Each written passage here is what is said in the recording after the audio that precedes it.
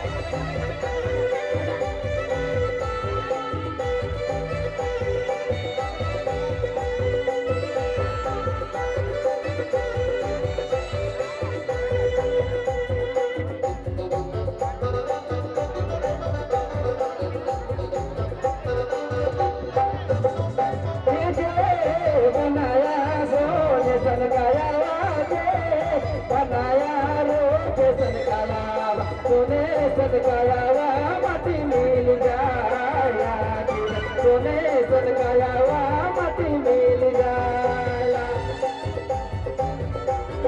के बनाया सोने सन कायावा के बनाया रूप सन कायावा सोने सन कायावा माटी मिल जाला वाला सोने सन कायावा माटी मिल जाला।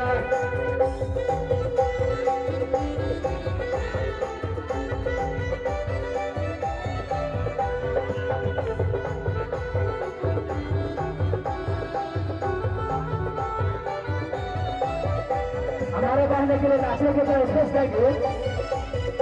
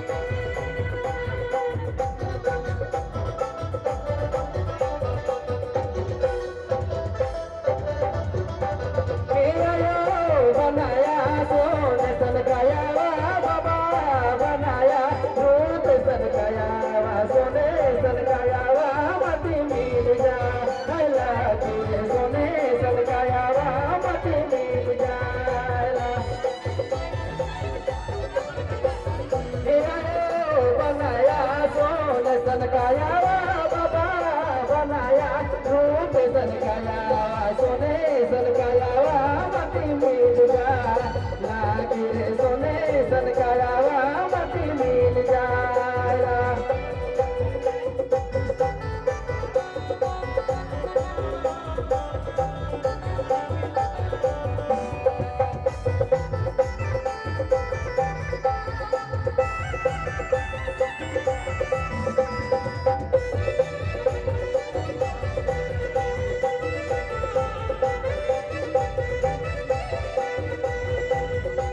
क्या बात है?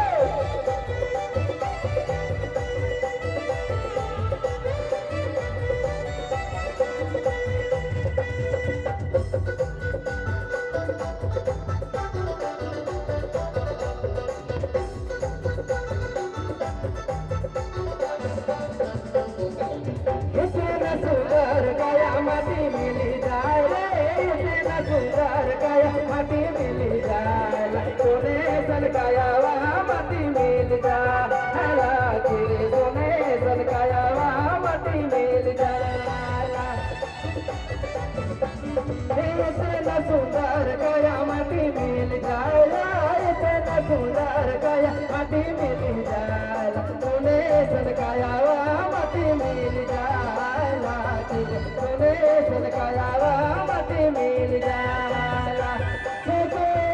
बनाया सोने सन कायावा के बनाया रूप सन काया